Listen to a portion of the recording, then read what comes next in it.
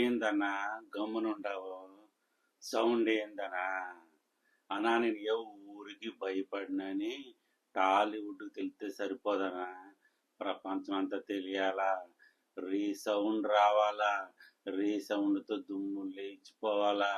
పుష్ప పుష్పరాజ్ చుకేగానే చాలా ఇండియన్ చరిత్ర తిరగరాసి కొత్త చరిత్ర సృష్టించిన ఘనత only one and half king పుష్పరాజ్కే దక్కింది.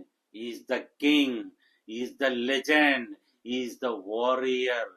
Yes, it is the true. ఎందుకంటే ఇప్పట్లో కానీ తర్వాత కానీ సోలోగా కానీ డబల్గా కానీ హీరోలు యాక్ట్ చేసి పుష్పరాజుని కొట్టాలంటే నా ముమ్కిన్.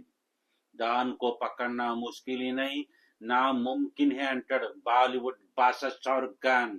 డాన్ అనే వ్యక్తి ఇప్పుడు Pushparaj rule. Yes, it is the true. Don కాదు, ఇప్పుడు పుష్పరాజ్ డాన్. అక్కడ హిందీ మార్కెట్ లో 850 కోట్ల మార్కు టచ్ చేస్తుంది. అఫీషియల్ పోస్టర్ వచ్చేస్తే మన కాల్కులేషన్ వాళ్ళ క్లాషన్ కరెక్ట్ అయితే డెఫినెట్లీ 850 కోర్స్ మినిమం దగ్గరలో ఉండాలి. పుష్పరాజన్ కొట్టాలి అంటే చైనా సపోర్ట్ కావాల్సిందే. డైరెక్ట్ గా నా ముమ్కిన్. చైనాలో కిక్ అయ్యి బ్లాక్ బస్టర్ అయితే చైనా రిపోర్ట్ వల్ల ఏ సినిమా అయినా సరే పుష్పరాజన్ కొట్టొచ్చు. 1900 కోట్లు direct world wide, without China, without Japan.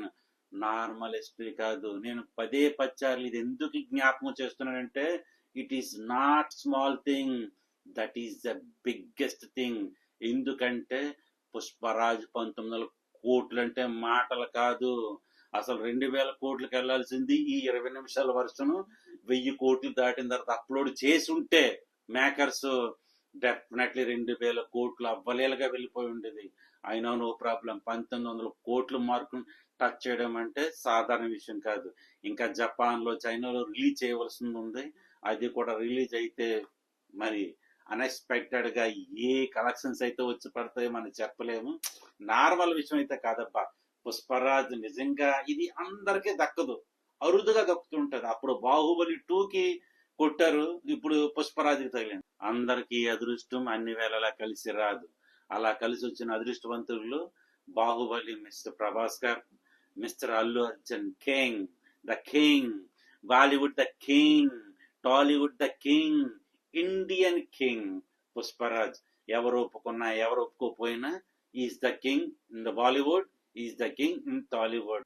20 minutes add చేసిన తర్వాత పుష్పరాజ్ కి ఇంకా విలువ పెరిగిపోయింది. ఇంత కష్టపడి తీసిన సీన్లు ఇలాగ వేస్ట్ గా కట్ చేసి పక్కన పెట్టేస్తున్నారా అని చెప్పేసి సతమతం అయిపోతున్నారు. సంచలనమైన రికార్డ్ ఏంటంటే 3 గంటల 20 నిమిషాలే కాదు, ఇంకొక 20 నిమిషాలు యాడ్ చేసి 3 గంటల 40 నిమిషాల సినిమా. ఏమన్నా మాటలా ఇది? కాకపోతే అన్ఫార్చునేట్లీ ఏం జరిగిందంటే కొన్ని ఏరియాల్లో 20 నిమిషాలు అప్లోడ్ అవ్వలేదు. అదే బాధపడుతున్నారు. నార్మల్ గా డెలివరీ అయిపోతుంది, 3 గంటల 20 నిమిషాల సినిమా షో అయిపోతుంది. దాంతో పరిశాన్ అయిపోతున్నారు. అది మరి మేకర్స్ సీరియస్ గా తీసుకుని రేపు అంటే సాటర్డే ఎవ్రీవేర్ అప్లోడ్ అయ్యేలాగా వాళ్ళు జాగ్రత్త పడితే చాలా వరకు బెటర్ అవుతుంది.